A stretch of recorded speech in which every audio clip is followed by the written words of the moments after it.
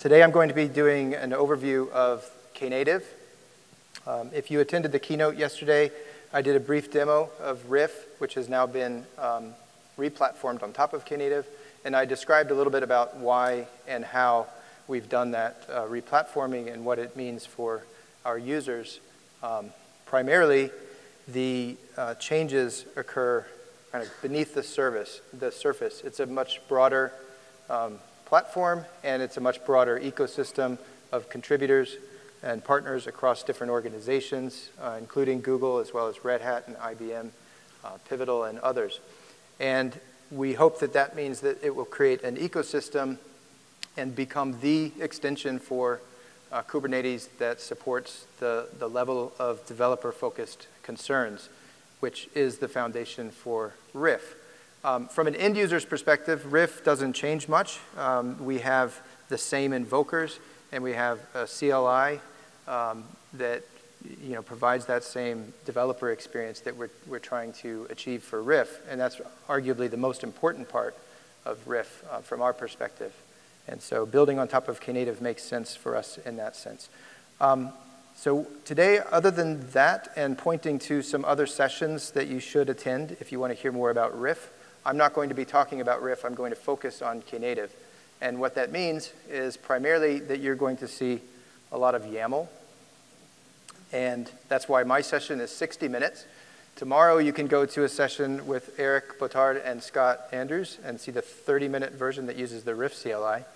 And they'll dive into more detail on what the Riff CLI provides, as well as more detail on the how the eventing model in Knative works, which we build on for Riff. And immediately after my session, Dave Sire will be presenting a session on the Riff and Knative experience for Java and Spring users. And so that will focus on the role that Spring Cloud Function plays for those users as well. So I highly recommend both of those sessions. Like I said, they're both 30 minutes. All of them are better presenters than I am, so if you're here, you should definitely be going to those. And I think they're not as far down the hallway either. Okay, so with that, I am going to, well, this I think you've probably seen in other presentations. I think it's safe to say pretty much everything I'm showing today is in a state of flux, so we'll leave it at that. Knative, the most important thing is how it's pronounced, Knative, okay? There was, in the early days, some discussion of whether the K was silent or not, but the correct pronunciation is Knative. The reason it's called Knative is that it extends Kubernetes in a Kubernetes native way. And what that means is that it is providing custom resource definitions that create a higher level experience on top of the existing core resources in Kubernetes itself. How many people here are using Kubernetes or familiar with Kubernetes in some level? Okay, so that looks like at least half. So you know that in Kubernetes, there's the model is based on resources. There are controllers that monitor those resources and continuously try to reconcile the desired state that's declared in the resource. It's a very declarative model. And then those controllers typically will, from the given resource, end up creating other resources or modifying other resources, and then those controllers respond to that. So for example, a pod in Kubernetes is the atomic unit of deployment. It might contain one or more containers, but that's the kind of lowest level resource. But if you create a replica set resource, the replica set will have a label that selects a given pod or group of pods and specifies how many of those instances should be available. And so the replica set controller monitors replica set resources and then creates the pod resources in order to achieve the desired state that's requested in the replica set. And likewise for deployments above replica sets, those allow rolling back between different versions of the replica sets and so on. So Knative takes that same approach, adding more layers on top in order to focus on the concerns that are relevant to application developers. And they describe it as a set of building blocks as well. One way I like to look at Kubernetes is as it's been described by Kelsey Hightower, Google Cloud Developer Advocate. He says that Kubernetes is a platform for building platforms.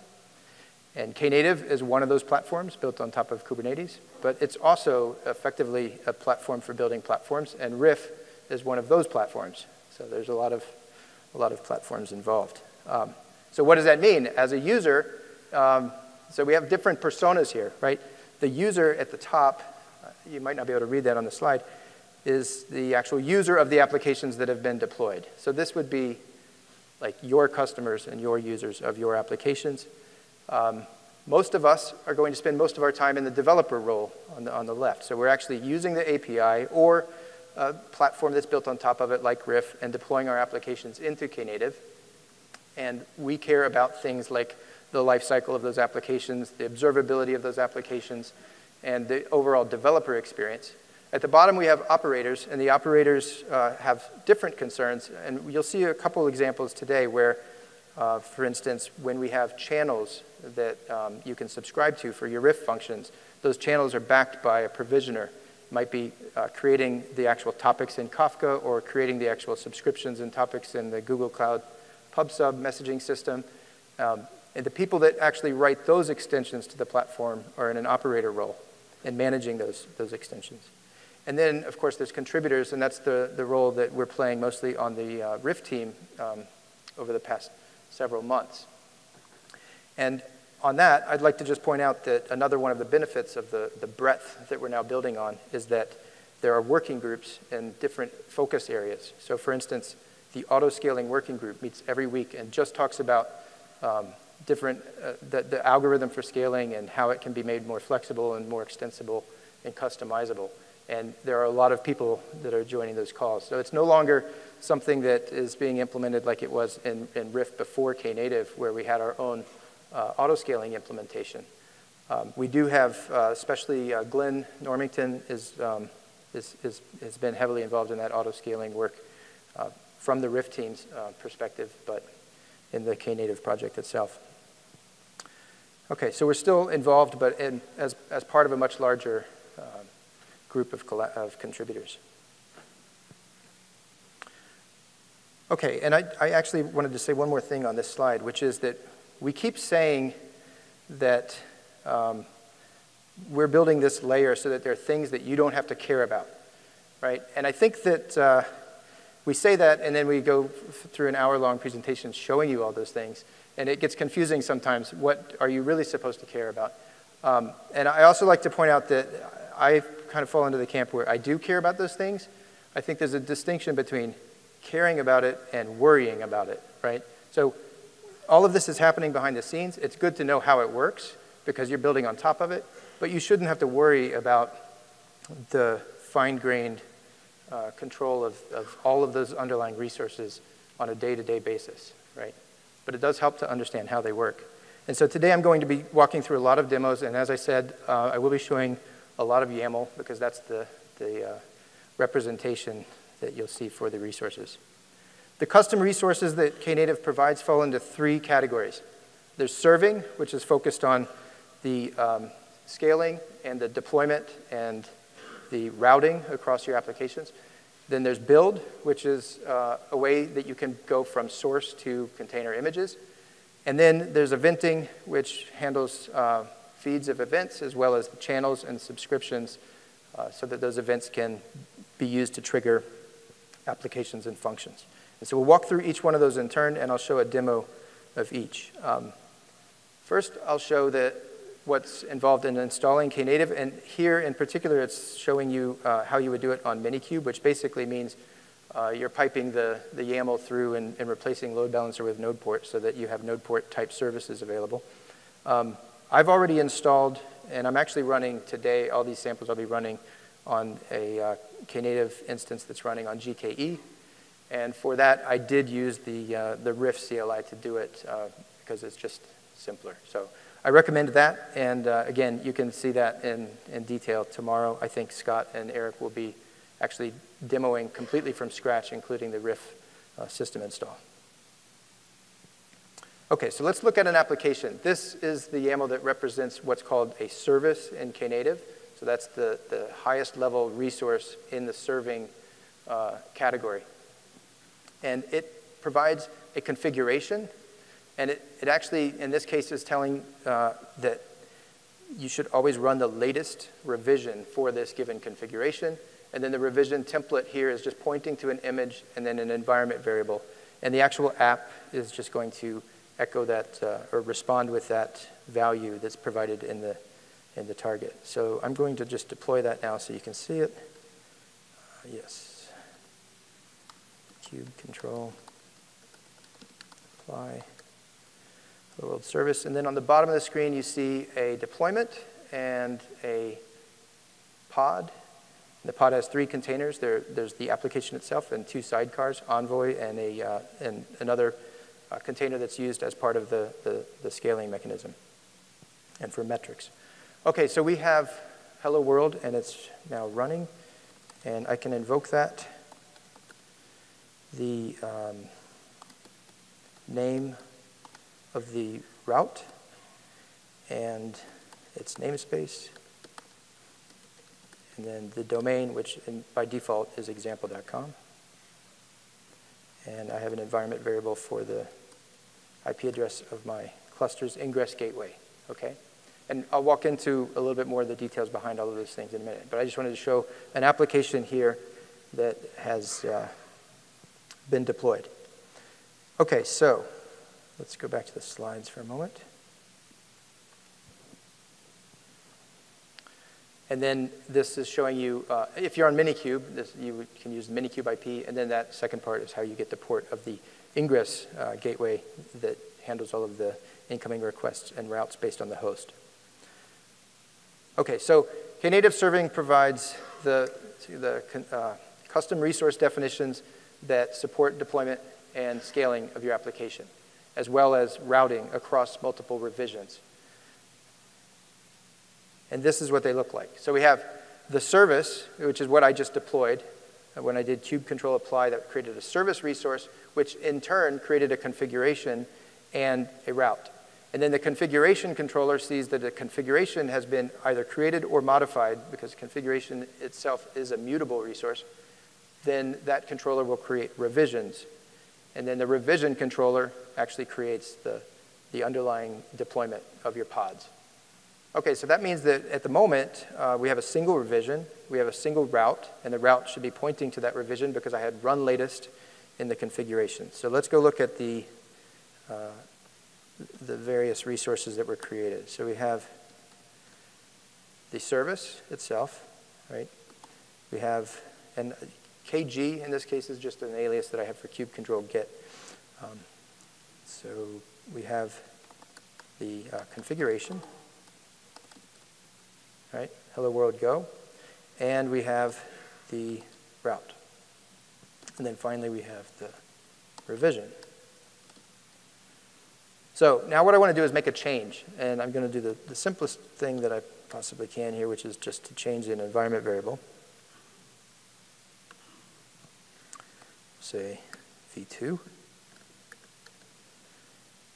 Okay, and now that, if I apply it, a new deployment was created because the controller reacted to that. And that caused an update to the configuration, which caused a new revision to be created. And because it's run latest, when I invoke this again, I now see v2. So one thing I could do in my service is instead of running latest, I could pin it to a version. So maybe I want to go back to the first version.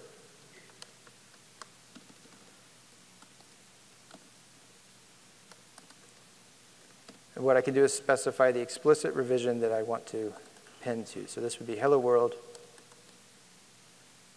go, 1.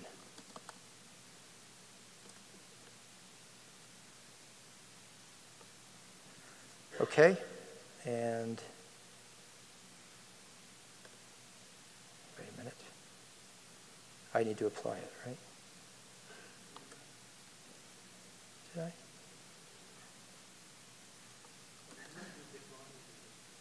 Sorry? I think, okay. Ah, thank you. Sorry. The name doesn't have deployment in it. I'm looking at the deployment. This is why you shouldn't have to work at the level of YAML. I am going to show you another reason that you wouldn't normally do it this way. Thank you, Alaya. Okay, so back to that. So now we see that revision that I pinned is 001, doesn't have deployment in the name.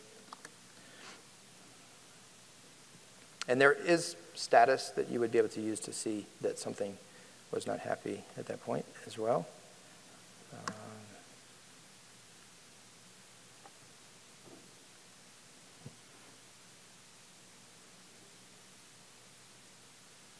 Okay, let's see what's going on here. So if I look at my route, it is pointing at hello world go 01, 100%. I'm sorry?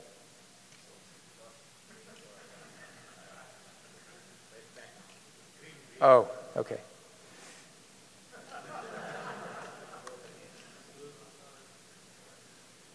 All right, well, here's what happened. It worked, okay.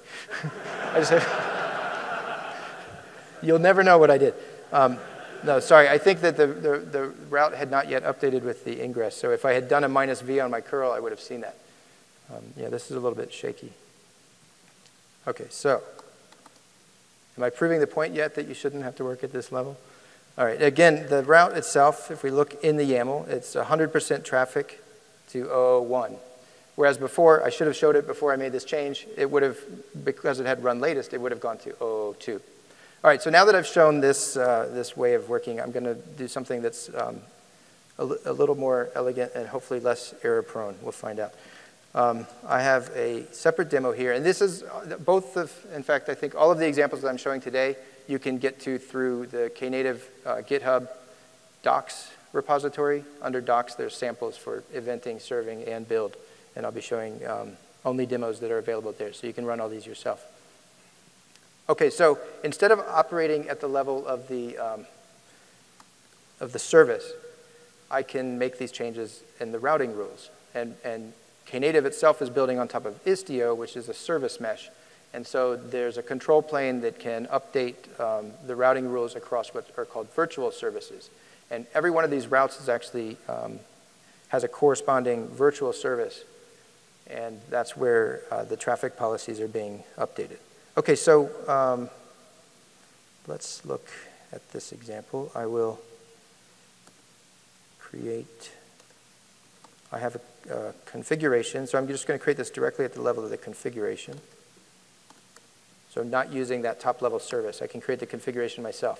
It's pointing to this image, and it has an environment variable here for blue, which will allow it to print that out, and we'll apply this guy.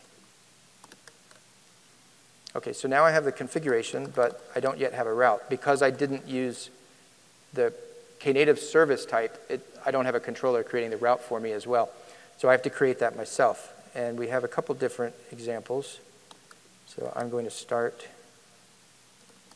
with route v1. Okay, so route v1, sending all of the traffic to the first, and at the moment, only revision. Right, so I can apply this. And now, let me go to the browser.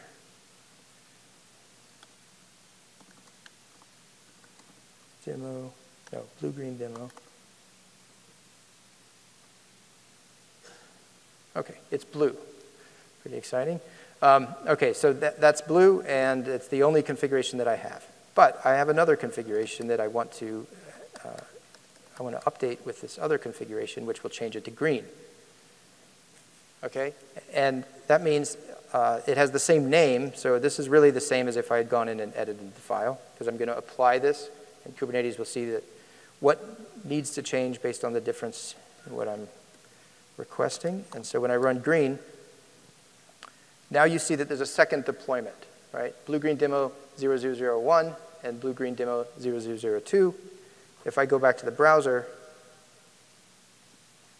I'm always going to see blue.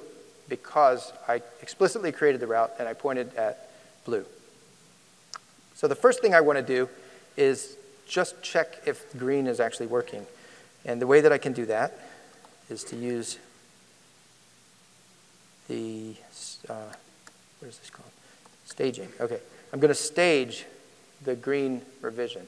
So now I have traffic. It's still 100% directed at the first revision, but I'm providing a name for the second revision. So if I qualify it, I can actually invoke that one explicitly. So we'll do route. Okay, and now go back to the browser. It's still blue. Okay, and when I put V2 in the front, now that's green. So I can actually stage the application and try it out. And that's, like I said, building on top of the service mesh for that routing. So you can be very fine-grained. Now let's say I'm happy with the way the green looks, but I don't want it to go out 100% yet, so I'm going to do 50-50 split. Okay? And here you can keep names for any of these revisions so that you can still directly target them. And so now that I've applied that, I should be able to remove. Sorry? Did the screen go away?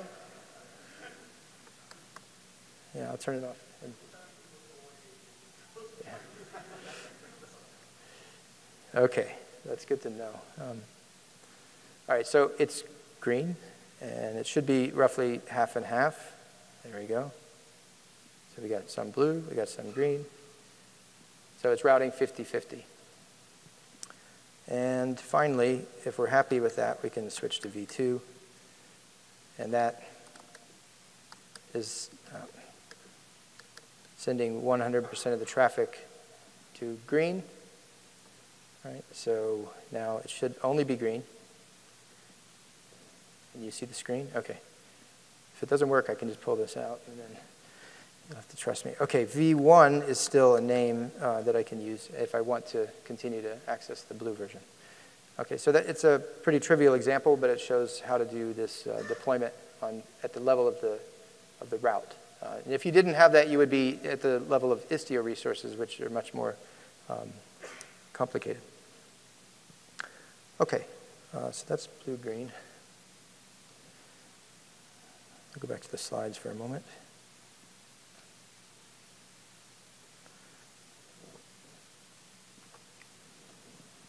Okay, so just a quick recap. In the first example, I used a service, and the service created the configuration and the route. The service can either specify a pinned version or run latest, and it automatically updates the route according to that. And when I do make changes to a configuration, that will create a new revision. So the key there is that revision itself is immutable, and they can be tracked. You can keep a history of those revisions around, and you can obviously route across those. It doesn't have to be just between two. You could route across 10 revisions if you had a reason to. And I think that at the Istio level, there's more and more fine-grained kind of surgical routing that can be applied based on different headers and things like that. So more and more of that will bubble up to the surface in a way that is easy to configure. Okay, so that was the example. Again, we started with 100% of traffic on the version 1. We added version 2, but only to be able to test the site manually with the explicit URL. Have 0% of the actual traffic routing there. Then we did the 50-50 split, and then we switched 100 to green. Okay, the next category for the components in Knative is the build. And build allows you to go from source to container. It's optional, right? What I've shown so far, I've been pointing to an image that was already built. So you could be building, you could create applications off of images that you already have in a registry. You might be producing those images from a completely separate CI pipeline, and you don't want to build in this world. But for us on the Riff team, we like that this gives us the capability to do building on the cluster. We're able to use different kinds of build templates. So the build template is the model that you provide for the steps, and then build instances provide various parameters to those steps. And so this is an area where we've been working with the build pack team at Pivotal as well. And so if you go to Dave's session immediately after this one, you will see the Java build pack being used to create the applications that he's running on Knative. And that's being done on the cluster, but through the plugin extension point that is provided by build templates. Okay, let me run the demo, and then we'll come back to this slide.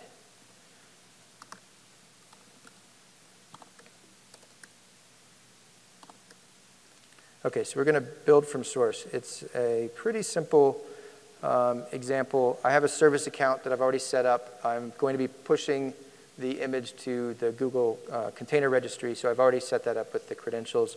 But the important part here, and you can also do, you can see I've also done it to Docker Hub as well. But here's the actual app. So again, it's a Knative service. Run latest, here's the configuration. And the difference here is that it has build instead of just the revision template. And the build specifies a template to be used for building.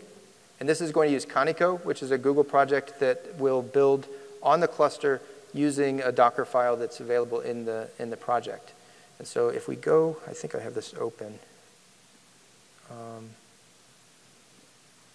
Yes. Okay, so this, probably can't see that. This is the app that I'm deploying. And it doesn't do much. It will print out simple message, which is an environment variable. But it has a Docker file. And this will be used to build a container, but it will happen on the cluster itself through the Knative build template. So if we look, I've already added that. If we look at build templates, we see I have Knative, and I have a Riff build template as well, and a Riff build template that uses build packs. All of those have already been registered. So that template just needs to refer to the build template you want to use. And let's create that service. Actually, before I do that, I want to show you one thing while I have some apps. You notice the deployment has gone to 0 on the Hello World Go.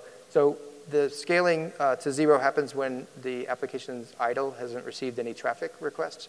And that happens by default after 5 minutes. That's configurable, but the 5-minute time has passed since I invoked the Hello World app. And so there's 0 instances. That means if I look at the route for Hello World Go, Hello World, sorry. Okay, it's still routing 100% of its traffic to revision 1, because that's what I want to be targeted here. But if I were to invoke it right now, and the other one actually just scaled to 0 as well. So what's relevant here is that under the covers is the Istio virtual service. So you see I have one of those for Hello World Go. So we'll look at that. And that has changed. You have to just trust me. There we go. OK. So the actual destination for the virtual service that's configured in Istio by the route controller is pointing to the activator. This actually changes when the status is updated for that application to to no longer be in a ready state, right? Because it's deployed to 0. So the activator will now handle the requests, but it continues to It continues to invoke with the traffic policy that was configured in the route.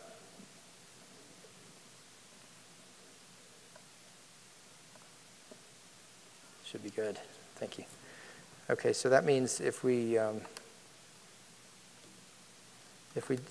hit that one again,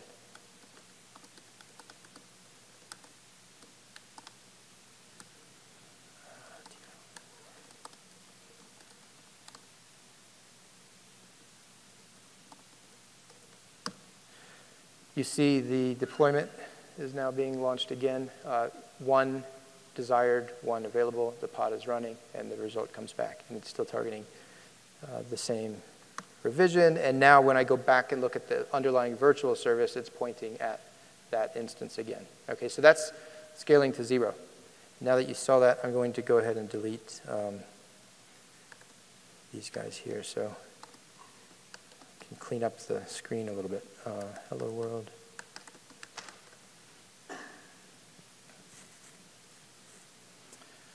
Okay. So I'm going to show this build example. Again, it's pointing to Conoco as the build template. So this Docker file will be used to build this application into a container image and store it in my registry. Let's look at the, while that's running, let's look at the service again. Okay. So service is pointing to that build. It will pull the source from the Git repo that's specified. It will run the Conoco template on that, and then it will create this image here, which you see going into the Google Container Registry, into my project. And then down in the revision template, instead of providing a fully qualified image name from a pre-built image, it has this funky YAML syntax for pointing to something that was defined earlier above, which I'm not sure how I feel about that, but okay. So let's actually deploy that. And now on the bottom of the screen, you should see a build from source or app from source pod there. You see it's in the init containers. So the way that the build templates work is they specify different steps, and each step runs in an init container of a pod. And when that completes, then the app should be deployed with a deployment pod. It's separate. That one that you see right now is the build pod. And so it's, I'm not on a great network connection at the moment, so I think it's a little bit slow, but it's currently in the final step, which is actually where it's doing the Conoco build. And prior to that, it pulled down the source code. So you can create these composable pipelines where pulling source code is a common task, but there are many different ways that you might build that once you have pulled it down. And these steps, they basically share a working directory across each of them, so they can leave something behind for the next step to pick up from. Okay, so you should see that.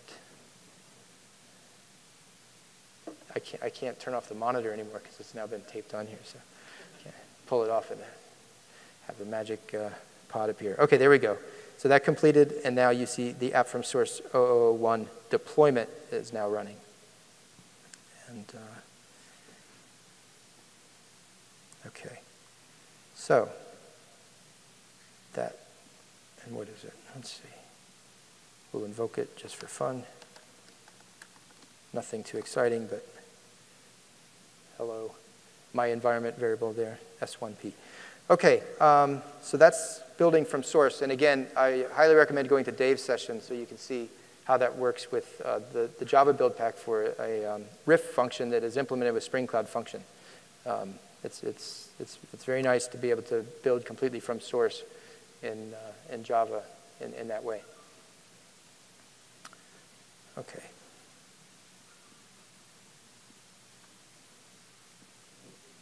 Oh.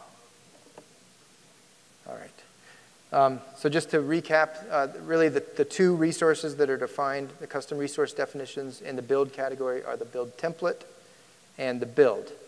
And when you create a configuration, you optionally can include the build if you're not going from a pre-built container, and then you specify the parameters that are needed. So you specify the source, and then in this case the template, and then you might also have parameters that you're passing to that. For instance, above we see the Docker file, so that's a parameter.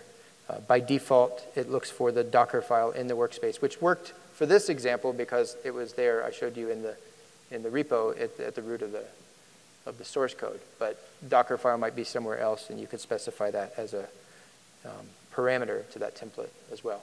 And so this one template, in this case the Conoco template, can be used by many different instances of builds that provide their own parameters. And of course, we saw that it was using init containers and going through the steps. There's very detailed status available from that as well if you're actually monitoring the status of those underlying resources. When something goes wrong, that's where you go to see that maybe you had a typo in your source repo and it can't pull that down. You would see that it failed in step 0 and that was, or step 1, I guess, and that was what it had in the error. Okay, and this just shows the only part that I was running right there was Cube applying the service itself, which created the Knative service resource. But before that, I had created the service account using a secret in order to push to the Google Container Registry. You can also do the same for Docker Hub. And then the one at the top is actually applying that build template for Knative itself. And there are several build templates in the repository for Knative. So let's see.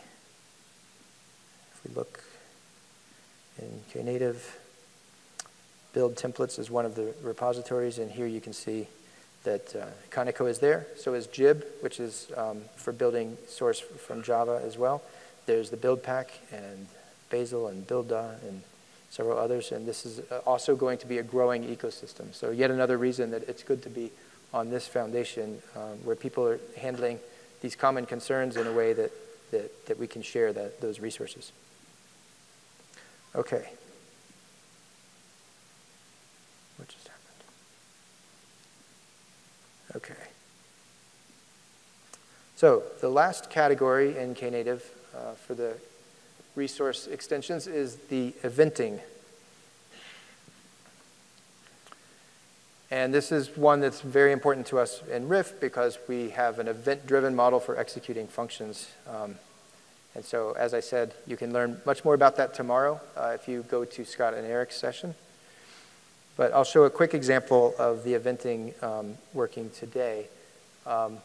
So it allows you to have loose coupling between producers and consumers. It allows you to create a higher level resource called a flow, which will generate the lower level resources that are necessary to transport events like a channel and a subscription. We'll see that in just a moment. There's pluggability for the provisioners of the resources that can back a channel. So we have Kafka and Google Cloud PubSub today, and we'll have many others there.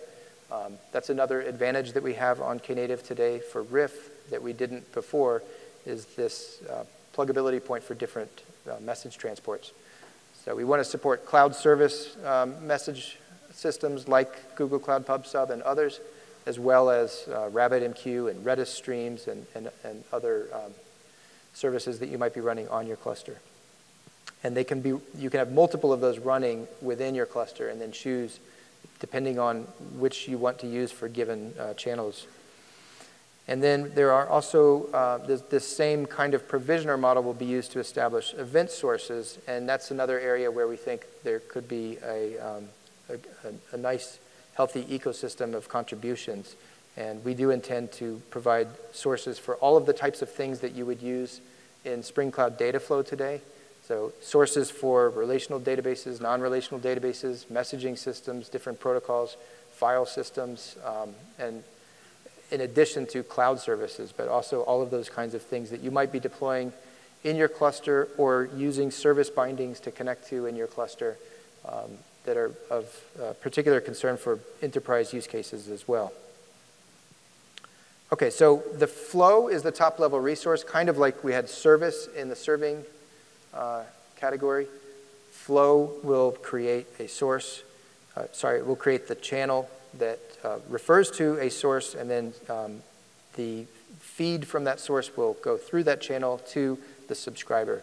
And in this case, I call it function because that's what we're doing in Riff, but it actually can be any addressable endpoint in your cluster. So it can be an application or a function.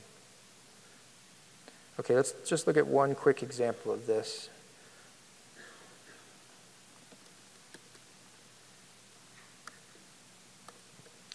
Okay, so there are a couple event sources that are available, and I've already registered this one by applying the YAML that defines it, is for Kate's events. So this is kind of the simplest thing to demo because the events from Kubernetes itself are already available since I'm running on Kubernetes. And what this does is it creates a feed of those events that you can then subscribe to. And let's look at the function that we want to. This is the YAML defining a Knative service called read Kate's events. And it's going to use the latest revision for this configuration, and it's just pointing at a image for this container. And I've already pushed that.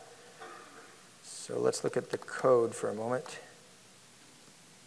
So this is the function here, and it's actually receiving a Kubernetes event and then logging that. And then what else do we have here? So I built it as a Docker container and pushed it, and then we have there is also a service account for this where it establishes the feed from those events, and then the flow resource is the one that I'm going to create, the flow as well as that function. So let's deploy the function. We'll see that created. Okay, so you see at the bottom, read Kate's events deployment. So that's the one that's just going to log events that arrive. It needs to be subscribed. At the moment, we have no, we have no channels and we have no subscriptions. But when I create this flow, then it will create a channel as well as a subscription. Okay, so let's look at the flow for a moment. This is a flow type, and it is using the Kate's events resources and then sending them to the read Kate's events route, right? So that's the route that was created. If we look at routes, we have the read Kate's events. So any endpoint that's available for an app or a function. Even though I promised not to talk about Riff, I kind of keep bringing it up, but this is an important distinction because in Riff, when you build a function using the base layer for the invoker and create a container image from that and deploy it, it still has a route in front of it. So you can invoke it just like any other application via HTTP, or you can subscribe it to a channel, but you can also subscribe any other app. Anything that you can deploy in a container that exposes an HTTP endpoint can actually be the target of a subscription. And so this allows you to have the interop between your functions and apps. That's really something that we didn't have in Riff before. So there are all these things that maybe seem subtle at first, but they're pretty important where Riff is already evolving in a good way because we're building on top of Knative, and that's one of them. Okay. I keep going off on tangents and then trying to remember where I am. Okay, so we created the flow, right? We created the function, so we have a subscription, we have a channel, and that should mean that I can go use Kale to see some events happening.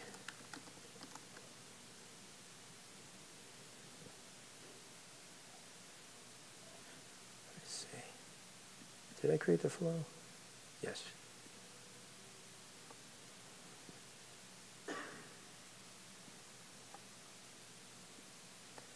See something there. There we go. Okay, so what we just saw is the bus that's managing the channel for this subscription is just synced. So there's a reconcile loop that runs periodically, and so we see that in the logs. I can do something a little bit more interesting, like so over here, what I'll do is delete the other app that we don't need anymore. What was it? How about the app from source?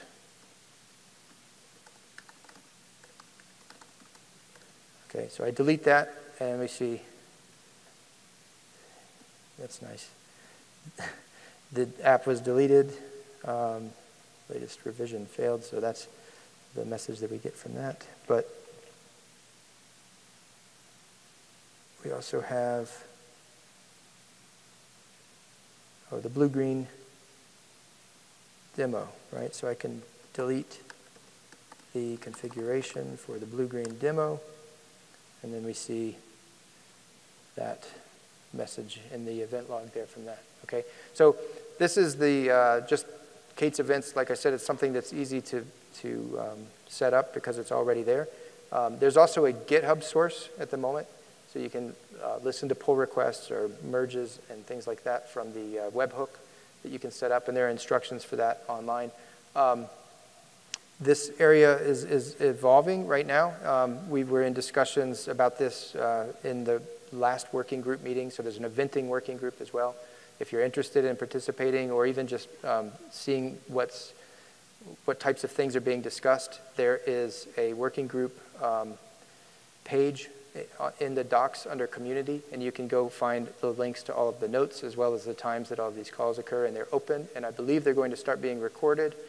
And there is also a Knative Slack, and so you can go there and follow along with those discussions. But this whole model around sources and feeds is evolving in a way that's going to be simpler to work with. And once that stabilizes a little bit, we're going to start adding some of the sources, like I said, the types of things that people use in Spring Cloud Dataflow as well. Okay, so let's see where we are.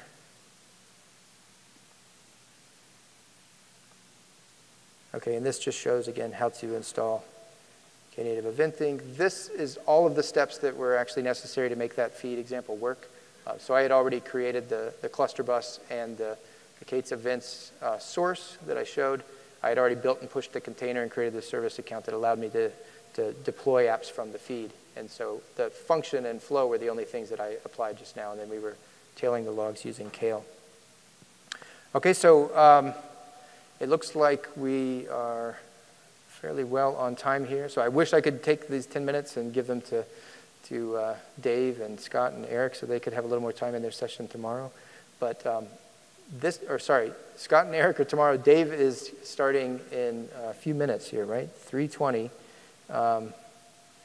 in Maryland Ballroom A, so just down the hall. If you want to hear all about the Spring developer experience on this model and diving into some of the details of Spring Cloud Function as well, then attend Dave's session. And tomorrow, Scott and Eric will be in Woodrow Wilson A at 11:50. So I think that's the session right before lunch. And they'll be using the Riff CLI. I don't think you'll see any YAML. I don't know. No YAML. I just got a nod of the head from Eric. So no YAML in that session, and a lot of what the Riff CLI can do for you, including installing on a fresh cluster, and quite a bit more about how the eventing and channels and subscriptions are working and what's happening behind the scenes there from the perspective of the channel provisioner, and how to do request reply on top of that, at least in the current state of the repository. Okay, so I highly recommend those sessions, and that's all I have for today. Thanks for coming, and I will stick around since we do have a few minutes and take some questions up here if you have any. All right, thank you.